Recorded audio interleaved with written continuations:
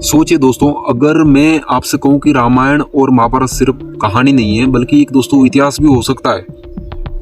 तो अगर मैं कहूं दोस्तों कि दुनिया की सबसे बड़ी लड़ाई कुरुक्षेत्र में सिर्फ धर्म के लिए नहीं थी दोस्तों, बल्कि इंसान के अंदर की सबसे बड़ी जंग थी, तो एक प्रकार से देखी जाए तो दोस्तों आज सवाल ये नहीं है कि आप भगवान को मानते हो या नहीं मानते। दोस्तों आज सवाल सबकी नजरों में इस दुनिया में दोस्तों एक ही है, रामायण और महाभारत सच है, इनका क्या सत्य है दोस्तों, या फिर दोस्तों फिर दुनिया की सबसे बड़ी मिथक कहानी है। क्योंकि एक तरफ दोस्तों करोड़ों लोगों की आस्था है और दूसरी तरफ दोस्तों विज्ञान की वो नजर जो हर चीज का प्रमाण मांगती है मेरे भाई। तो चलिए आज इस बहस में उतरते दोस्तों, जिस पर सदियों से दुनिया बंटी हुई है। सबसे पहले समझिए कि रामायण और महाभारत दोस्तों एक प्रकार से धार्मिक ग्रंथ नहीं है। रामायण और महाभारत सिर्फ भी धार्मिक ग्रंथ नहीं है, ये भारत की दोस्तों संस्कृति और सोच और इतिहास की दोस्तों रीढ़ है। लेकिन सवाल उठता है मेरे भाई, क्या ये घटनाएं सच में हुई थी या ये सिर्फ दोस्तों प्रतीकात्मक कथाएं हैं। अब देखिए महाभारत में दोस्तों लिखा है कि युद्ध में लाखों लोग मारे गए। तो क्या इतना बड़ा युद्ध सच में हुआ, या फिर दोस्तों वैज्ञानिक साइंटिस्ट कहते हैं कि कुरुक्षेत्र में कुछ जगहों का दोस्तों पुरातात्विक प्रमाण मिले हैं, कुछ पुराने हथियारों के अवशेष मिले हैं। लेकिन दोस्तों क्या ये महाभारत का दोस्तों सीधा प्रमाण है, सीधा प्रूफ है? नहीं दोस्तों, साइंस यानी कि दोस्तों विज्ञान कहता है हिस्ट्री वही है, इतिहास वही है जिसका ठोस सबूत हो। लेकिन दोस्तों आस्था कहती है विश्वास वही है, इतिहास वही है जो पीढ़ियों की स्मृति में जिंदा हो। दोस्तों अब लेते हैं दोस्तों राम सेतु का विवाद, जो बड़े से वायरल पॉइंट गिना जाता है। अब रामायण पर दोस्तों आइए, मैं आपको एक एक पॉइंट बताता हूँ। राम सेतु, कुछ लोग दोस्तों कहते हैं कि ये भगवान राम की सेना ने बनाया था, और कुछ जो साइंटिस्ट वैज्ञानिक कहते हैं कि ये प्राकृतिक संरचना है। लेकिन अब सवाल ये है मेरे भाई कि अगर ये प्राकृतिक है तो हजारों साल से लोग इसे राम सेतु क्यों कहते आए? ये भी तो सवाल है कहीं ना कहीं। क्या पूरी सभ्यता झूठ पर टिकी रह सकती है? दोस्तों जवाब आपसे चाहूंगा मैं। द्वारका और दोस्तों महाभारत का रहस्य, और अब सबसे बड़ा धमाका दोस्तों द्वारका। मैं पूरा खंगाल लूंगा एक ही टॉपिक, बात ध्यान से सुनिए। द्वारका के दोस्तों समुद्र के नीचे एक शहर के अवशेष मिले। कुछ लोग कहते हैं ये तो कृष्ण की नगरी है, तो दोस्तों कुछ लोग कहते हैं ये सिर्फ एक प्राचीन बंदरगाह हो सकता है। लेकिन सोचिए, अगर दोस्तों समुद्र के नीचे सच में एक नगरी थी तो महाभारत सिर्फ कल्पना कैसे? सोचने की तो बात है ये भी भाई मेरे भाई, असली सवाल, ओरिजिनल क्वेश्चंस दोस्तों।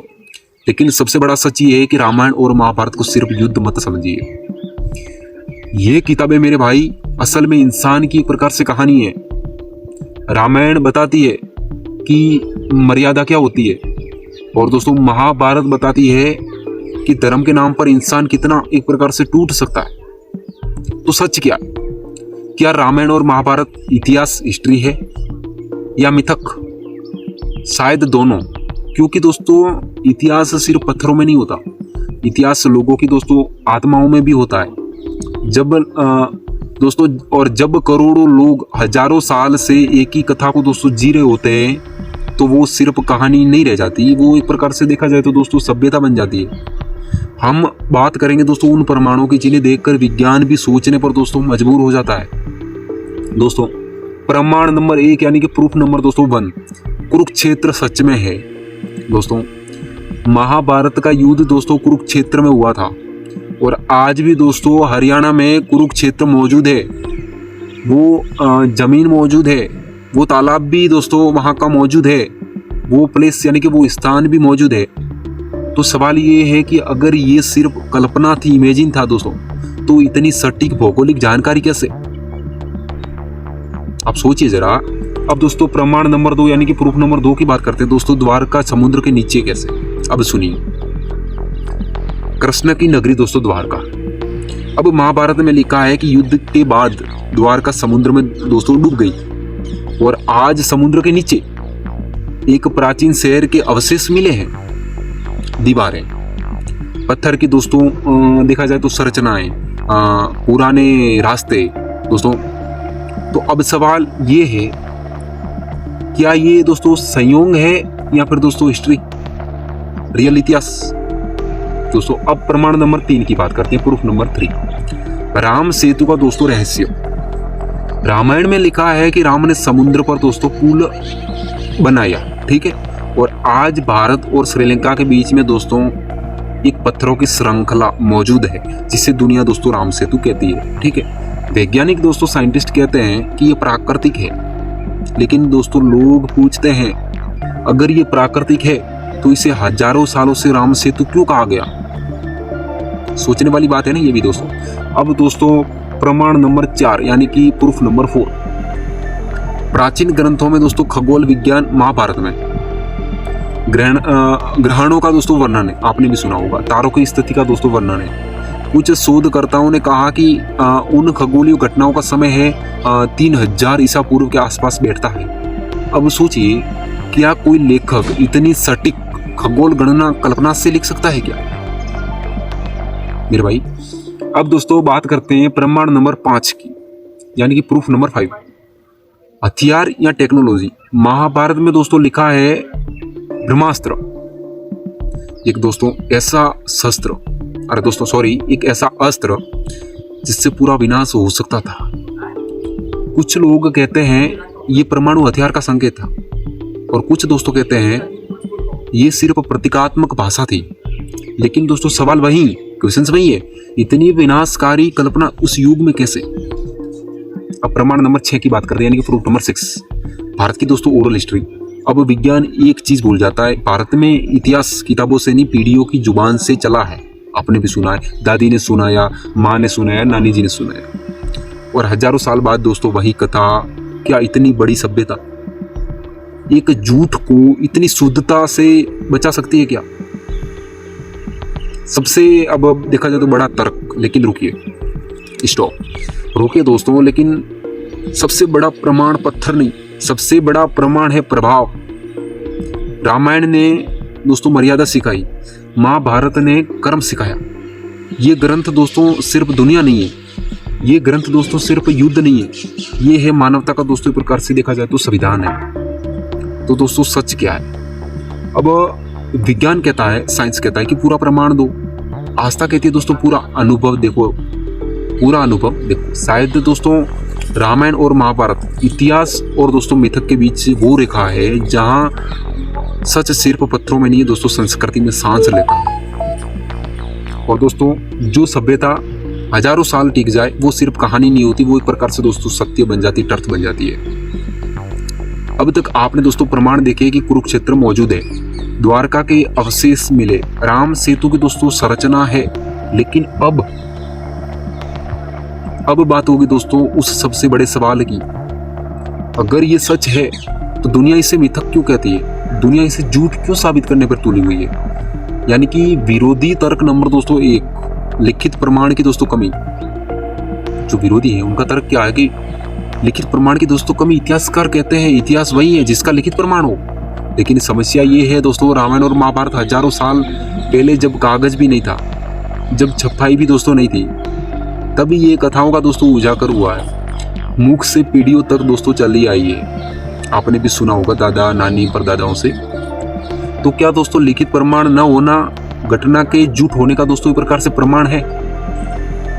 अब दोस्तों कुछ विरोधी तर्क नंबर में 2 दे देता हूँ। अतिशोक्तियां दोस्तों सत्य। महाभारत में लिखा है कि एक युद्ध में करोड़ों मरे गए, आकाश में दिव्य अस्त्र चले दोस्तों। अब दोस्तों विज्ञान कहता है कि ये असंभव है, ये असंभव है, लेकिन सवाल ये है दोस्तों कि क्या प्राचीन लोग हर बात को आधुनिक भाषा में लिखते थे? नहीं मेरे भाई, वो प्रतीकों में लिखते थे, वो कल्पना में सच छुपाते थे दोस्तों। अब आगे चलते हैं, विरोधी तर्क नंबर 3 दे देते हैं इसको, अलग अलग संस्करण क्यों? रामायण के दोस्तों, रामायण और महाभारत के कई संस्करण हैं, रामायण के भी कई संस्करण है और देखा जाए तो महाभारत के भी कई संस्करण है। तो लोग कहते हैं जब कहानी बदलती है तो सच नहीं हो सकती, लेकिन सोचिए दोस्तों, इतिहास भी तो बदलता है, हर राजा अपने हिसाब से लिखवाता है। तो क्या आधुनिक इतिहास की किताबें पूरी तरह सच है?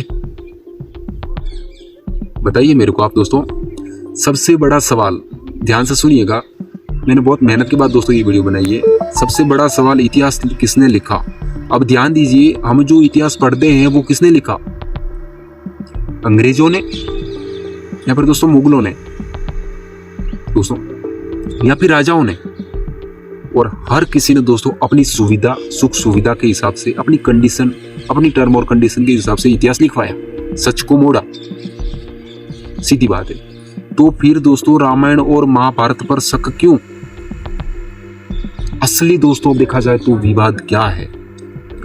सच ये है दोस्तों कि रामायण और महाभारत सिर्फ युद्ध नहीं है, ये दोस्तों भारत की एक प्रकार से आइडेंटिफिकेशन, एक भारत की पहचान है।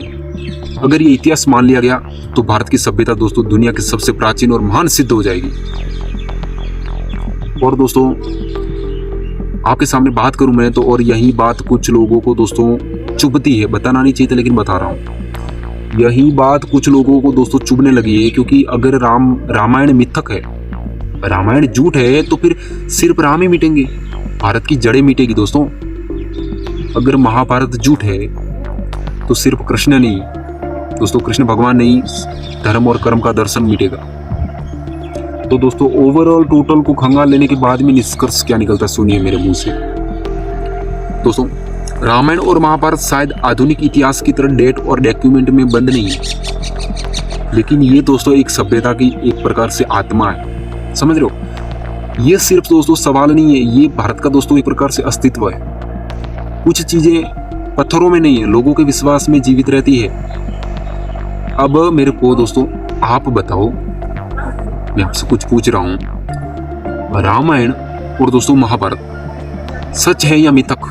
क्योंकि अगर करोड़ों लोगों का दोस्तों हजारों साल से एक ही कथा को जी रहे हैं, तो वो दोस्तों वो कहानी भला मिथक कैसे हो सकती है? वो कहानी इतिहास बन जाती है। दोस्तों कमेंट में लिखिए जय श्री राम, आपकी राय जरूर सुनूंगा कमेंट के माध्यम से।